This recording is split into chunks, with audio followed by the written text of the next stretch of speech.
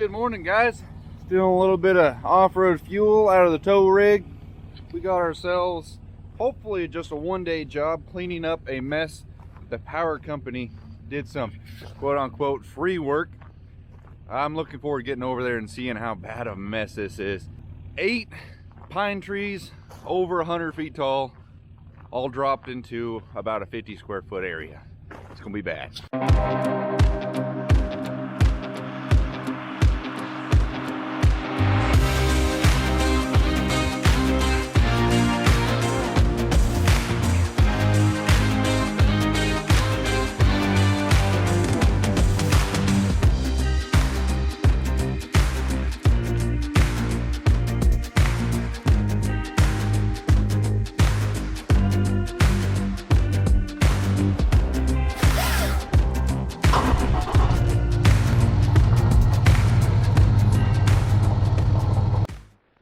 Well, before I walk way over there, I'm gonna go ahead and fire this thing up right now. Make sure it starts anyway. Good thing I remembered to take the battery disconnect key out. Series gonna work. See if she'll start. Time to shine, buddy. Uh-oh. Jump start time. Yep, it came to this. What? Give it a second and we'll start her up.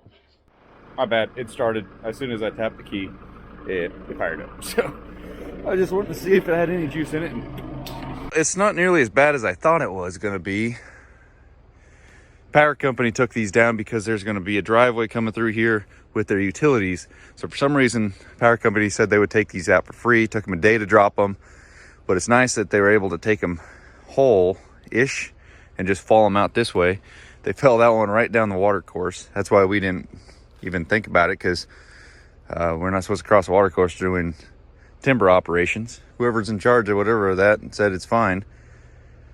Normally there's a lot of breakage. See, like that one's broken, we might get a log out of that, but it was free for a day, get it all down, and then we're gonna be here at least a day cleaning it up. So we'll see how it shakes out price wise. Might have been easier and better off for them to do that for free. Professional, but whatever, we'll get her taken. It turned out terrible for this because the mulcher is right next to my left ear, next to the camera. But this excavator was left on the job along with the PrimeTech because we didn't really have a game plan when we found out the power company was going to take these trees down. The property owner wanted them hauled out of there and the brush cleaned up, and the power company agreed to take them down for free, not clean them up for free. So we went ahead and left the masticator here and the bigger excavator because we needed the 20,000 pound excavator that was also on this job. It's on a different job that we've been on for about a week, and these two have just been here chilling because we didn't need them on the current job. But it works out because, well, we got a long reacher excavator. It's longer reach than the 20,000 pound machine, and we're going to be pulling out some decent sized timber, but it's definitely nicer to have the bigger machine. Even though a littler one could handle these logs, the bigger machine for moving the bigger timber is it makes sense. I hate to interrupt the video of me playing with a hoe, but I need to encourage you to subscribe to the channel. I would like to get to 100,000 subscribers, and I sure would appreciate you hitting that subscribe button. Enjoy the video.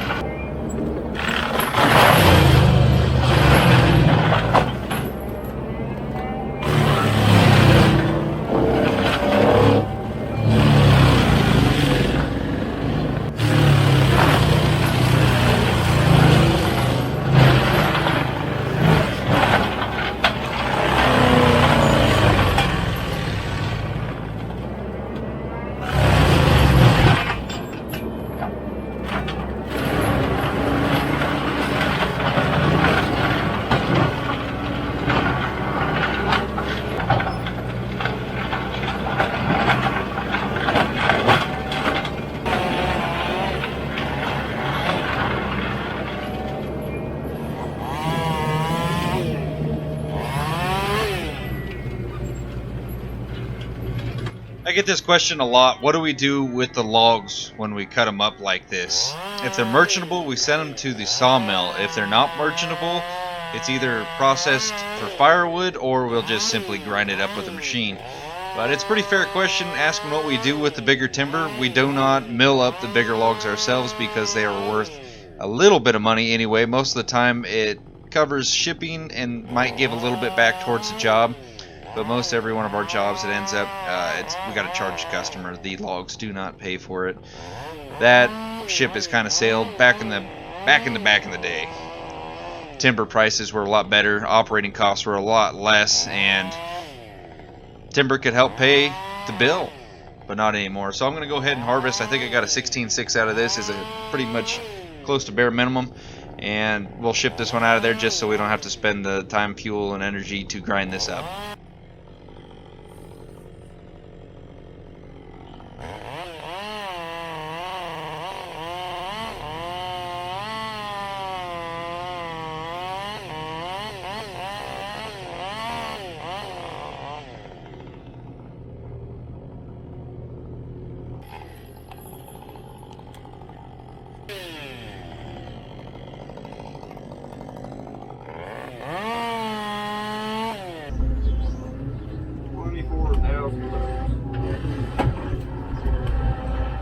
Maybe it'll be here in March.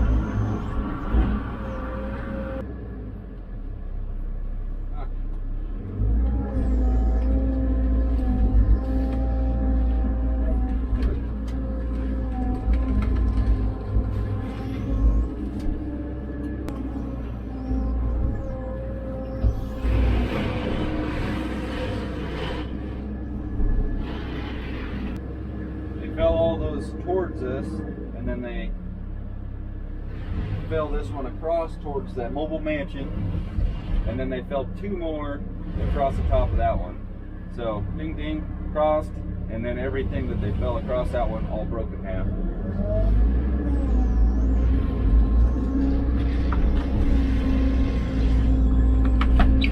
That last video we had a couple comments. People were kind of confused why this thing had a blade on it.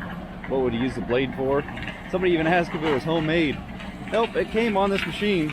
And I'm going to show you guys the big perk of it. Obvious if you've been in kind of business before, but I got to cut in a little road right here because we got to skid all these logs out. So let's make that happen.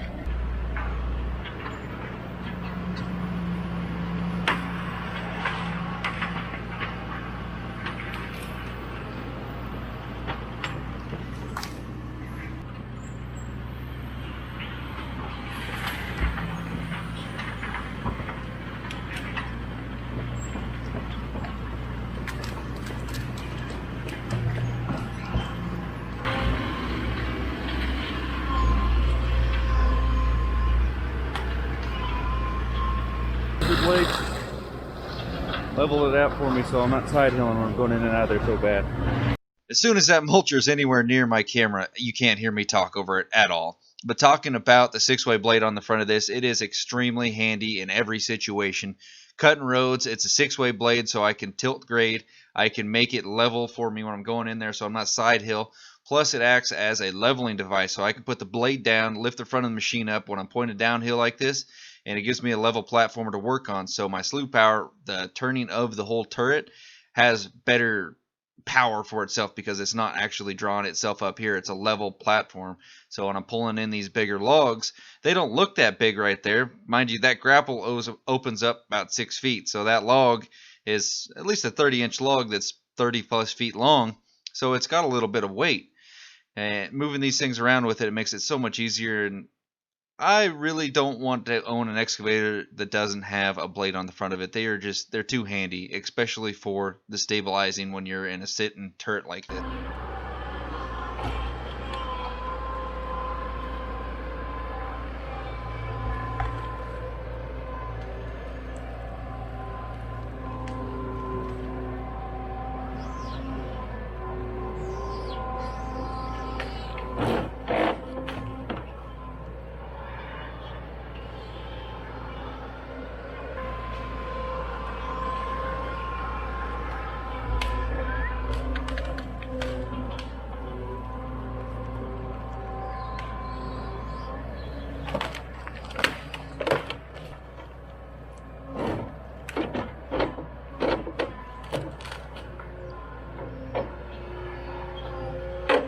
One behind you is a really long one.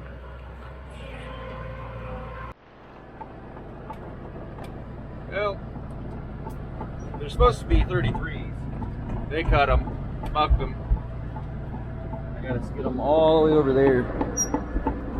This is a job that we cleared for 6 days before. I'll get out and knock these knots off and double check the length, see where they're at.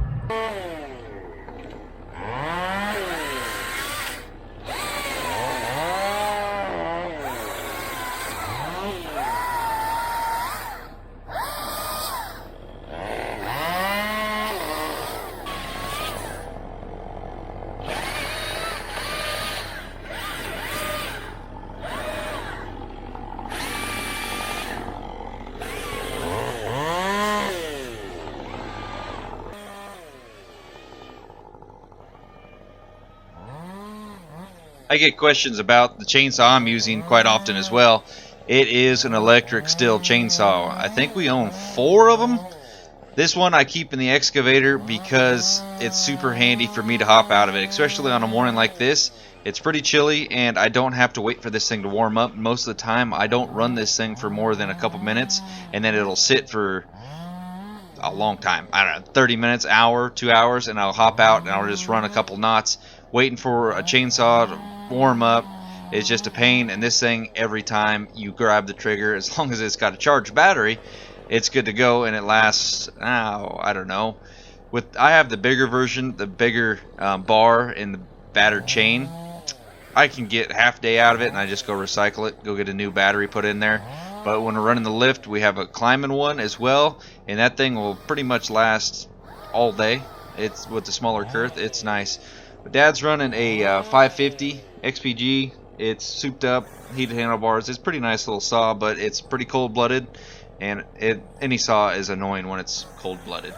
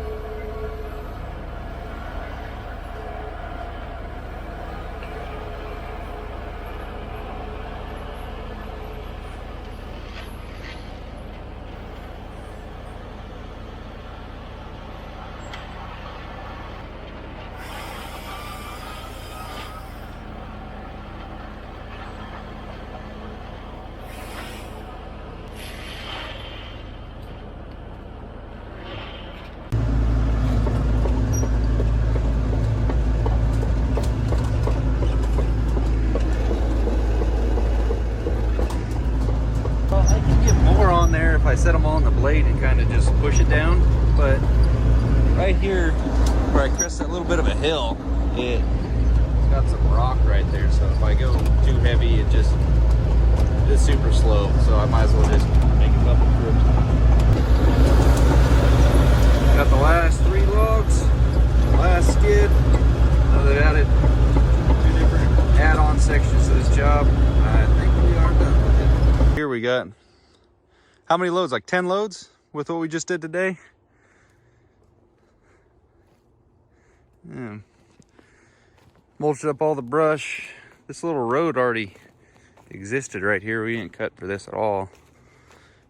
But this address actually comes from that road. We're just on a back road over here because it was already, you know, they already had a driveway and a skid trail and everything. So we could just unload the machines, haul the logs out from right there. But they're gonna put in a big culvert, rip all these stumps out, and the driveway will come in through here. That's the plan, I heard anyway. House down there. Looks a little bit different than it did 6-7 hours ago. Worked out. Looks good. We got a little close. I need a longer hose for the transfer tank so I don't have to get so close and awkward to these machines. But we're done with this job. This actually, pretty nice job. It paid pretty good. We made good time on everything, especially today. I kind of think phone rang. I tell you, I get so many scam callers now since I got contractor's license a couple years back. Oh, it's ridiculous how many scam callers I get. I don't even answer the phone anymore because I get so many fraud calls. But bid this one just for a day rate, possibly needing 2 days, depending on if all the timber would have been busted up. But we got lucky and it wasn't nearly as of a mess as we thought it could be. A lot of times when we come in on a job like this that another outfit is just fall on them all crisscross like that, it gets real bad. But we're headed to a different job right now that we've been on for a couple days. This one here, we split off of it, waiting for them to take those trees down and started a different one. So we got the track chipper, excavator, and the skid steer on the other one. We'll go work that one for a little bit, make a couple more bucks today, but we're gonna end it here. Thanks for watching, guys. Hope you enjoyed the video. As always, like, comment, subscribe. Let's get to 100,000. Come on, boys, let's get it. I hate to interrupt the video of me playing with a hoe, but I need to encourage you to subscribe to the channel. I would like to get to 100,000 subscribers, and I sure would appreciate you hitting that subscribe button. Enjoy the video.